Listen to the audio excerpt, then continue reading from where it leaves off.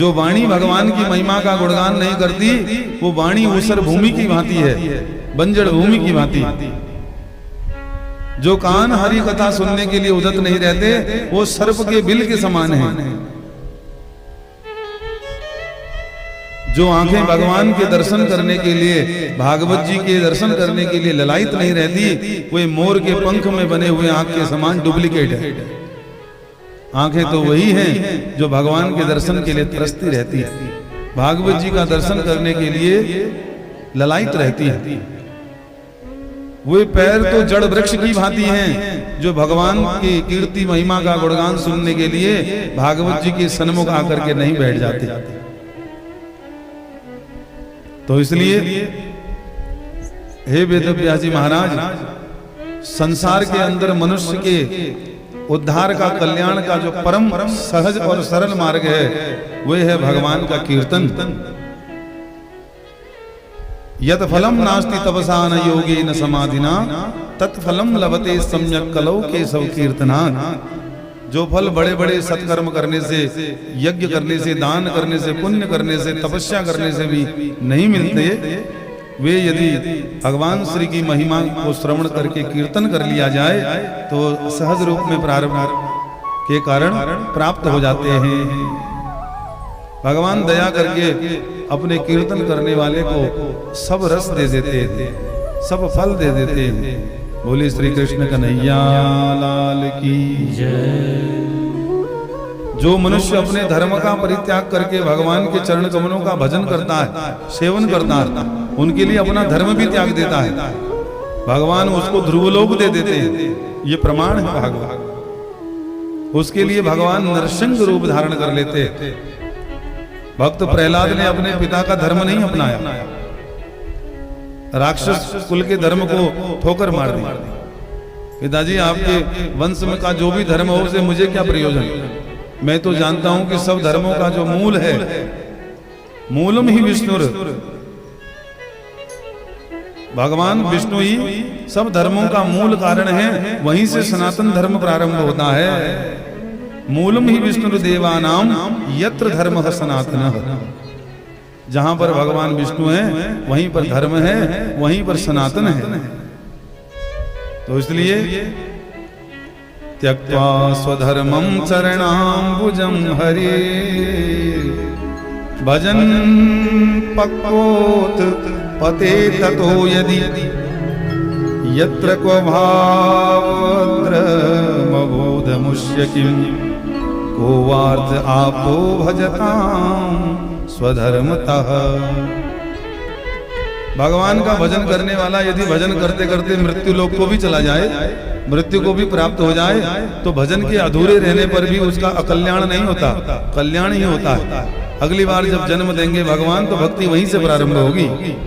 थोड़ी देर भी यदि भगवान का भजन किया होगा उसका भी कर्म समाप्त नहीं होता।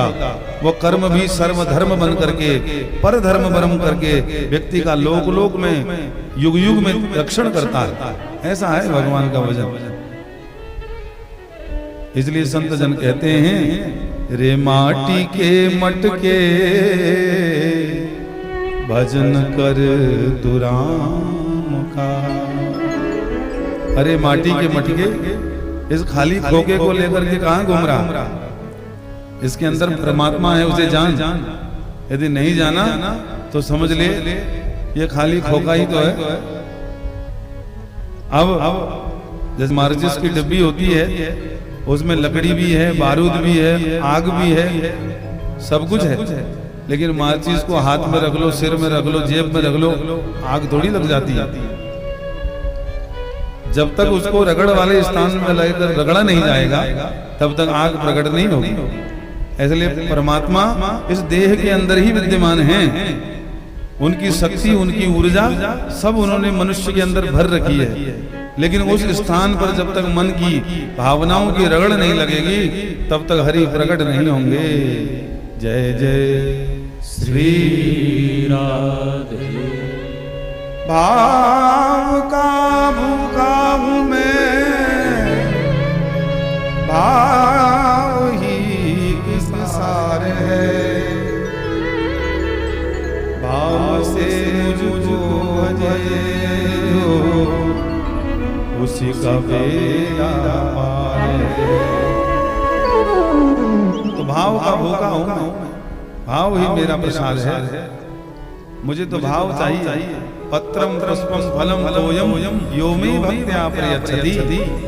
कोई मुझे पत्र ही दे दे, पुष्प ही दे दे, जल ही चढ़ा दे, उसी से मैं प्रसन्न हो जाता हूँ। लेकिन उसमें भाव की शुद्धता होनी चाहिए। कोई लाख करोड़ चढ़ा दे, यदि अहंकार की प्रकृति होगी तो मुझे स्वीकार नहीं। जय जय श्री राधे। हे वेदव्यास जी महाराज, मैं समझता हूँ कि जिस वाणी से भी हो भगवान की महिमा का गुणानुवाद, गुण का बखान होना चाहिए, तभी भगवान की प्रसन्नता के लिए कर्म बनता है। और जो ऐसा कर्म नहीं करता उसके सब कर्म निरर्थक हो जाते हैं।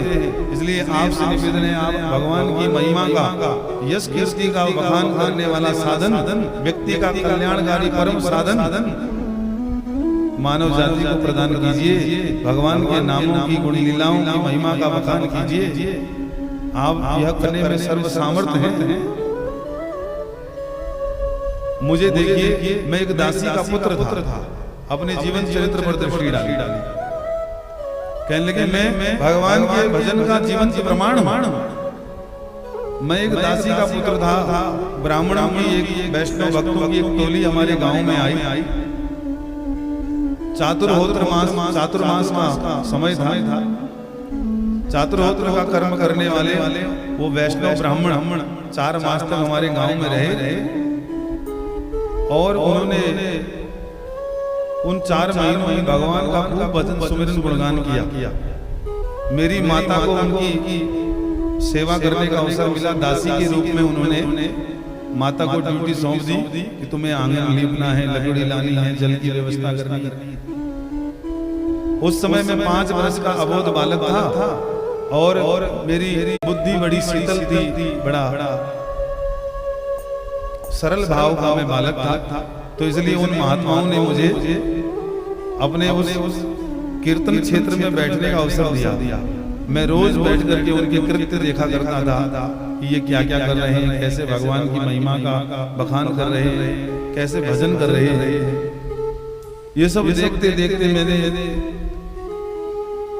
बड़ी भावना से उनके सब सत्कर्मों को सीख लिया और मैं भी प्रतिदिन भगवान का साथ साथ भजन करने लगा। मेरी शुद्ध बुद्धि देख करके कोई ब्राह्मण गण मुझमें रीझ गई और जब वहां से गए तो जाते समय मुझे निर्मल ज्ञान की दीक्षा दे करके गए। ज्ञानम गुह्यतमं यत् तत् साक्षात् भगवतोदितम् अन्ववोचं गमिष्यन्तः कृपया दीनवत्सलः।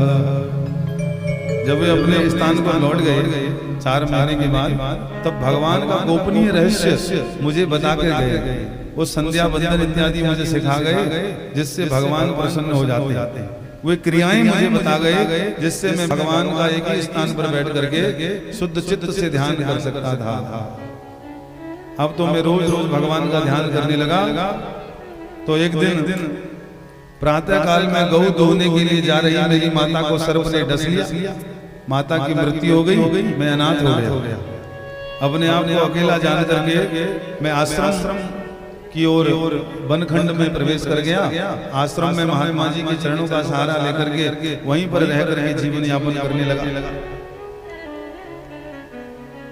नित्य प्रति उन महात्माओं का, उन ब्राह्मणों के द्वारा बताए हुए साधन का नियमित रूप से अनुसरण करता, भगवान का भजन करता। एक दिन ध्यान की अवस्था में भगवान प्रकट हो गए। जय जय श्री राधे। धीरे धीरे मेरे हृदय में चतुर्भुज भगवान अपनी माधुरी छवि दिखाते हुए मेरे मन को मोहने लगे। ध्यान चरणाम भोजम भाव निर्जित चेतसा औत्कंठया शुक्लाक्ष हृदयासी में सनहरी। उनकी छवि देख करके मेरे आंखों से आंसू छलछला उठा। मैं भाव से भर गया। मेरे रोम रोम रोंगटे खड़े पुलकित हो गए। वाष्पवारी परिपूर्ण लोचनम, आंखों से अश्रुधार बहने लगी कि वाह वाह, भगवान कितने दयालु हैं, मुझ पर कृपा करके मेरे हृदय में मुझे दर्शन दे दिया। प्रेम से अत्यंत मेरा मन भर गया और मैं अनमना सा हो करके भगवान का सन्मुख दर्शन करने के लिए उठ खड़ा हुआ। जब मैं अपने आसन से उठ गया तो मैंने चारों ओर अपने हृदय में उपस्थित परमात्मा को देखने का प्रयास किया, फिर वे कहीं दिखे नहीं। मैं घबरा गया। मैंने पुनः भगवान का दर्शन करने के लिए आंखें मूंद ली, ध्यान करने का प्रयास किया, फिर भगवान मेरे ध्यान में नहीं आए। और जब मैं रुदन मचाने लगा, प्रभु ऐसा मुझसे क्या अपराध हो गया, एक बार पुनः मुझे दर्शन दीजिए। आपकी उस माधुरी निधि का पान करते करते मैं अभी तक आगाया नहीं। तब भगवान ने गंभीर वाणी से आकाशवाणी के द्वारा मुझे चेताया, हे पुत्र, तेरे भजन के कारण मैंने क्षण भर तुझे दर्शन दिया है, क्षण मात्र के लिए दर्शन दिया है। इस जन्म में तेरा ऐसा सौभाग्य नहीं है कि तू दोबारा मेरा दर्शन कर सके। इसलिए जो गुरुजनों ने तुझे ज्ञान मार्ग का उपदेश दिया है, उसका अनुसरण करते हुए तू प्रबल तीव्र गति से भगवान का भजन कर और इसके बाद जब तेरी ये जन्म लीला समाप्त होगी तब तुझे मेरा सानिध्य प्राप्त होगा। ऐसी गंभीर वाणी सुनकर के मैं बड़ी श्रद्धा से नित्य भगवान का भजन करने लगा। और धीरे धीरे एक दिन ब्रह्मा जी की सृष्टि का जब प्रलय होने लगा तो ब्रह्मा जी ने सारी सृष्टि को अपने प्राणों के मार्ग से अपने उदर में खींच लिया। तो उनके श्वास मार्ग से मैं भी उनके पेट में प्रवेश कर गया। जय जय श्री राधे। अब जब ब्रह्मा की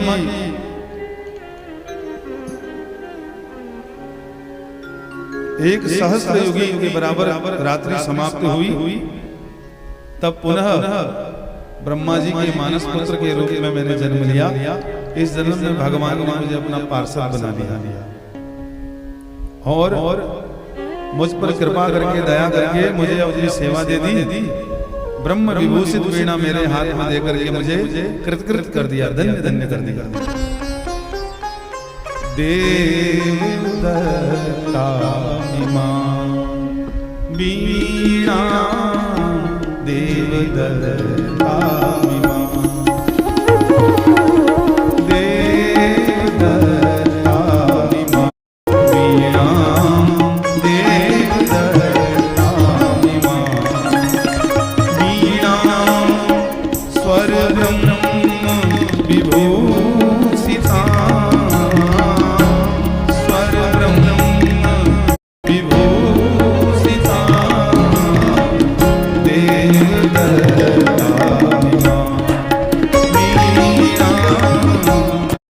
Thank you.